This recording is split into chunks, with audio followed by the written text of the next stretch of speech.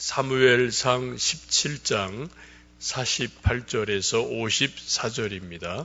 블레셋 사람이 일어나 다윗에게로 마주 가까이 올 때에 다윗이 블레셋 사람을 향하여 빨리 달리며 손을 주머니에 넣어 돌을 가지고 물매로 던져 블레셋 사람의 이마를 치매 돌이 그의 이마에 박히니 땅에 엎드러지니라. 다윗이 이같이 물매와 돌로 블레셋 사람을 이기고 그를 쳐 죽였으나 자기 손에는 칼이 없었더라.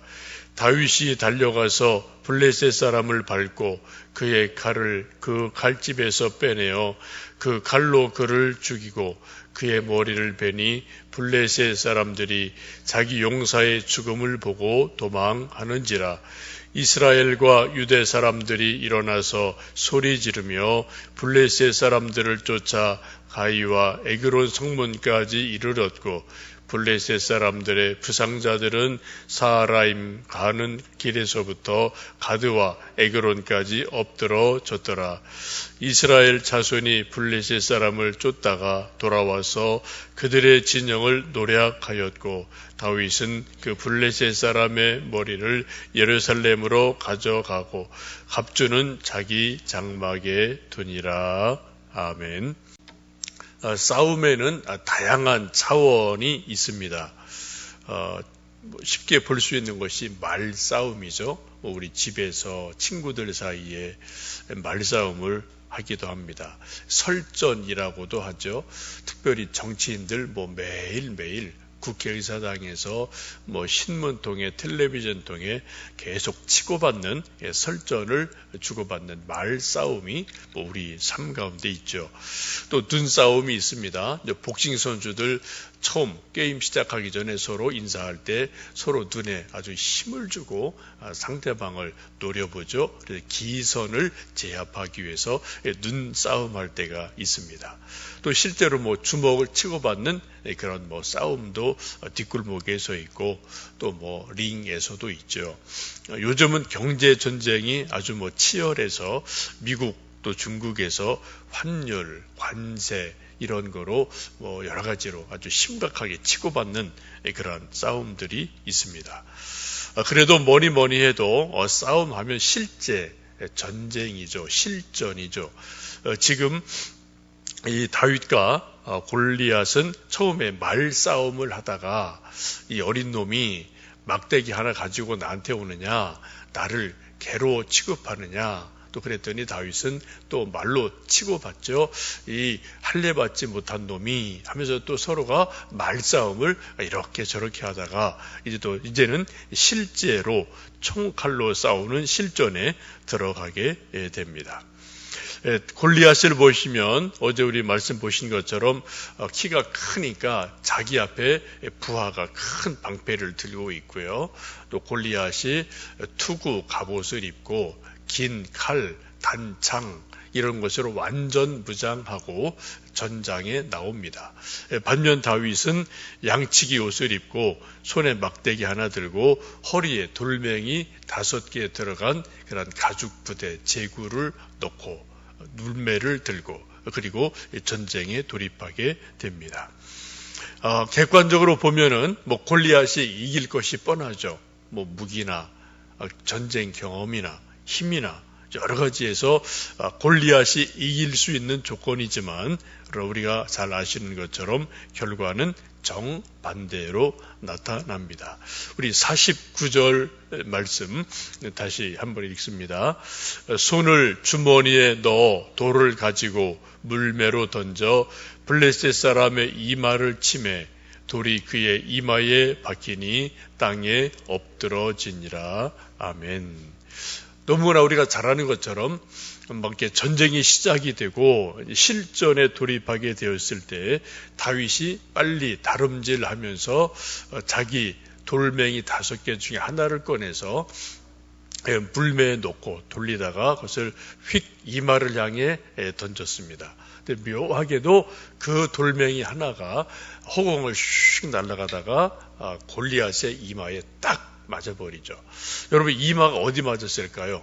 여기요? 여기 이마? 위에? 한가운데? 아니면 여기 눈썹 사이? 어디일 것 같아요, 여러분? 골리앗의 이마에 맞았거든요. 그래 정확히는 몰라요. 그래 제가 볼 때는 여기 눈썹 사이쯤 여기쯤 맞았을 것 같아요. 왜요? 여러분들 옛날 장군들 투구 보면 어떻게 되나요? 머리에 이렇게 눌러쓰고요. 또 눈은 보여야 되니까 이렇게 돼 있지 않습니까? 약간의 여기 틈이 있단 말이죠. 이마와 눈 사이에 그 약간의 틈이 있는 그곳에 묘하게 절묘하게 그 사이에 돌멩이 많은 돌멩이가 휙 날아가더니 딱 맞고 어떻게 했다? 오늘 성경 보면 어떻게 됐다고요? 이마에 맞고 튕겨 나온 게 아니에요. 그냥 그대로 딱 박혀버린 거예요. 총알이면 여러분 어떻게 해요? 관통했겠죠. 저기 머리를 뚫고 휙 뒤로 나왔겠죠. 총알은 힘이 있으니까. 근데 뭐 돌멩이는 그처럼 힘이 있는 건 아니니까 그래도 대단한 힘이 있어서 이 조그만 돌멩이 하나가 허공을 휙 날아가더니 골리앗의 이마에 딱 박혀버린 거예요. 그럼 여러분 골리앗 아니라 천하장사라도 그 정도 되면은 이거 그 자리에서 그냥 딱 꼬꾸라지고 그대로 죽는 수밖에 없지 않겠습니까? 여러분 참 기가 막히죠? 총알처럼 이마에 돌멩이 하나가 딱 박히고 그대로 끝났어요. 골리앗은 칼 한 번 휘두르지 못하고요. 창 한 번 휘두르지 못하고 그냥 그대로 소리만 지르다가 그대로 죽는 일이 일어납니다. 여러분 이런 일이 어떻게 일어났을까요? 여러 가지 해석이 가능합니다. 그거 참 절묘한 우연이다. 진짜 기가 막힌 우연이다. 이거 해석 가능하죠? 또 다윗의 솜씨가 정말 기가 막히게 좋다. 정말 솜씨 좋다. 또 골리앗 머리가 되게 컸는가 보다. 아마 키 크니까 머리도 컸겠죠. 표적이 크니까 그 정도는 누구나 마치지 골리앗 머리가 커라고 우리가 생각할 수도 있어요. 그런데 성경은 뭐라고 말씀하시나요? 아니다. 이것은 하나님께서 하신 거다라고 말씀을 합니다. 하나님이 다윗을 도와주신 거다라고 말씀을 합니다. 그 말씀을 우리가 두 가지 성경에서 볼 수 있죠. 우리가 어제 읽으셨던 말씀 46절에 보시면 다윗이 뭐라고 말씀하나요? 오늘 여호와께서 너를 내 손에 넘기실 것이다. 내가 너를 쳐서 목을 벨 것이다. 지금 믿음으로 고백하고 설전할 때, 말싸움할 때 지금 골리앗은 막대기 하나 들고 나한테 오느냐? 이 어린 놈이 나를 개로 여기느냐? 라고 말하지만 다윗은 그렇게 또 받아치죠. 하나님이 너를 내 손에 넘기셨다. 내가 내 목을 베고 말 거다. 라고 46절에서 이미 하나님이 나를 도우실 거다라는 고백을 해요. 우리 오늘 읽으셨던 말씀 50절 말씀 다시 읽습니다. 함께 읽습니다. 다윗이 이같이 물매와 돌로 블레셋 사람을 이기고 그를 쳐 죽였으나 자기 손에는 칼이 없었더라. 다윗 손에 뭐가 없었다고요? 칼이 없었어요. 여러분 칼이 무엇입니까? 전쟁할 때 가장 기본적인 무기가 칼이죠. 그죠? 칼 없이 전쟁한다는 것은 말이 안 되는 거죠. 기본적으로요. 그런데 오늘 성경은 다윗이 골리앗을 쳐서 죽이고 이겼지만 그 손에 칼이 없었다. 제대로 된 무기가 없었다라고 말합니다. 총칼로 이긴 게 아니다.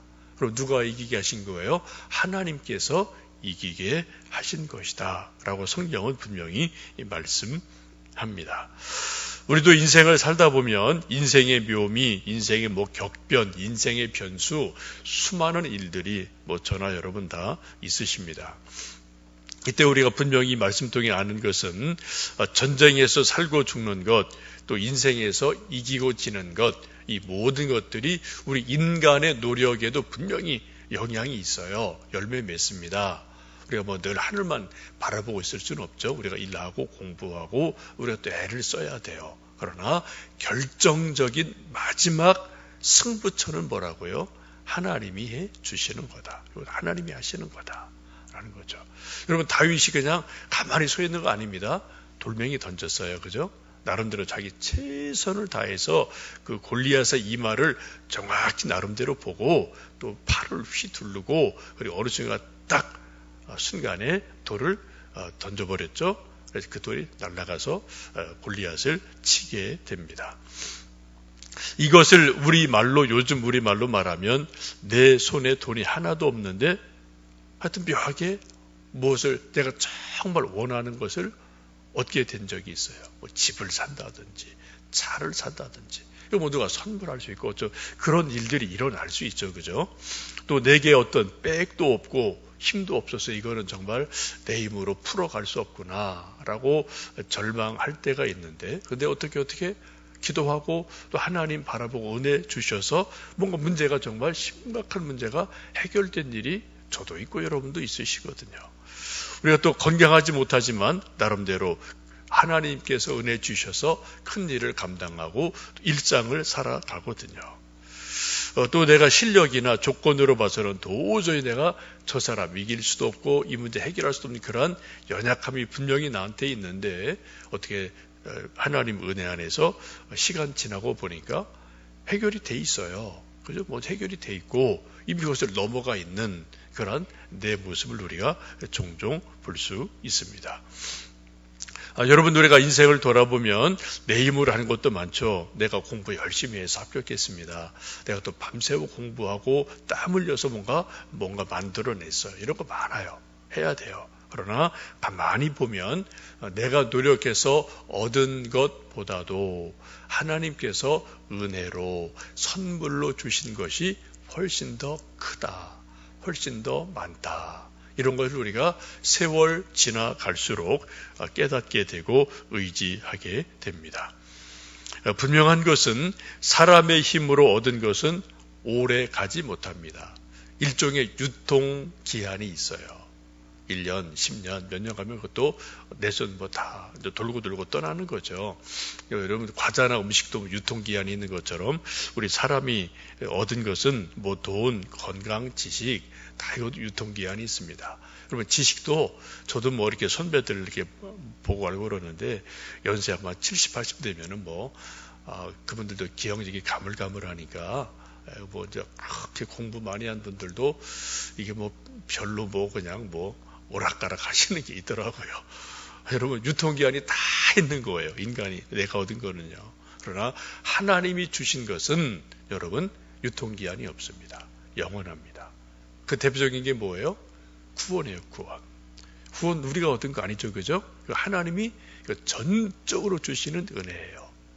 구원 어디까지 갑니까? 이거는 영원까지 가거든요. 천국까지 가거든요. 우리가 이 땅에 삶 동안 우리는 몸을 가지고 있기 때문에 우리가 열심히 공부하고 일하고 수고해야 되고 당연한 거예요. 에덴 동산에도 아담이 일했고 또 범죄한 이후에도 내 이마에 땀을 흘려야 내가 그 소산으로 먹고 살 거다. 열심히 일해라. 그렇게 말씀하셔서 우리가 일해야 됩니다. 그러나 또 중요한 것을 보면 하나님이 은혜로 주시는 게 분명히 있다. 이것을 여러분과 이 다윗 골리앗에서도 볼 수 있습니다. 제가 이전에 서울의 어느 교회 신축을 하고 입당 예배를 드릴 때 한번 가본 적이 있어요. 좀 아는 분이어서. 근데 교회 예배당을 잘 짓고 그 마당에 큰 기념비 이런 걸 되게 세우잖아요. 돌비를 세우고 거기에 성구 하나를 새겨놓은 것을 지금도 기억합니다. 시편 115편 1절 말씀을 그 돌비에 새겨놨어요. 여호와여 영광을 우리에게 돌리지 마옵소서.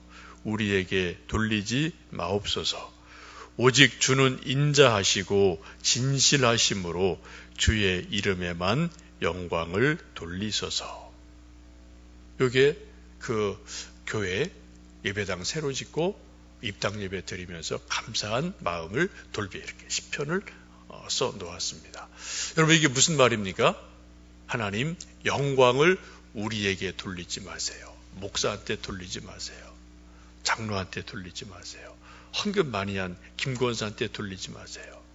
오직 누가요? 하나님만 영광을 받아 주십시오. 이거 우리가 한 거 아닙니다. 하나님이 하신 겁니다. 그런 고백을 온 교인이, 목사와 장로와 온 교인이 그러한 마음을 정말 진심으로 모아서 하나님, 이 불가능한 엄청난 일을 했는데 이건 우리가 한 거 아닙니다. 하나님이 하신 겁니다. 하나님 이름에만 영광을 돌려주십시오 라는 고백을 하는 것을 보고 참 귀한 교회다, 멋있다, 그런 감동을 받은 적이 있고 기억이 납니다. 여러분, 우리 인생에도 우리 개인, 또 우리 아들, 딸, 손주, 손녀들에게도 이러한 시편 115편 1절 같은 고백이 있기를 축복합니다. 우리 광교소망교회도 또 하나님이 언젠가 복 주셔서 또 예배당을 질 수 있는 기회를 주시면 저도 이 말씀을 좀 써놓고 싶은 마음이 있어요. 그때 제가 아주 강렬한 어떤 그 인상을 받은 게 있어서 정말 이건 내가 한 것이 아니고 사람이 한 것 아니다. 사람이 했죠, 그죠? 다 사람이 기도하고 헌금하고 다 사람들이 한 거죠. 그런데 그 끝이 뭐라고요? 하나님, 우리에게 영광을 돌리지 마십시오. 오직 주의 이름에만, 하나님 이름에만 영광을 돌리시옵소서 라고 고백하는 그런 놀라운 모습을 봅니다. 다윗의 마음도 그러하지 않았을까 싶습니다. 오늘도 하루 살아가시면 여러분, 우리가 또 일합니다. 또 수고하고 애씁니다. 그러나 그 모든 것들이 하나님의 은혜, 하나님의 은총에 있음을 다시 기억하시면서 또 건강하게 또 하루 사시고 하나님께 기도하며 사시는 복된 하루 되시기를 주님의 이름으로 축복합니다. 기도하겠습니다.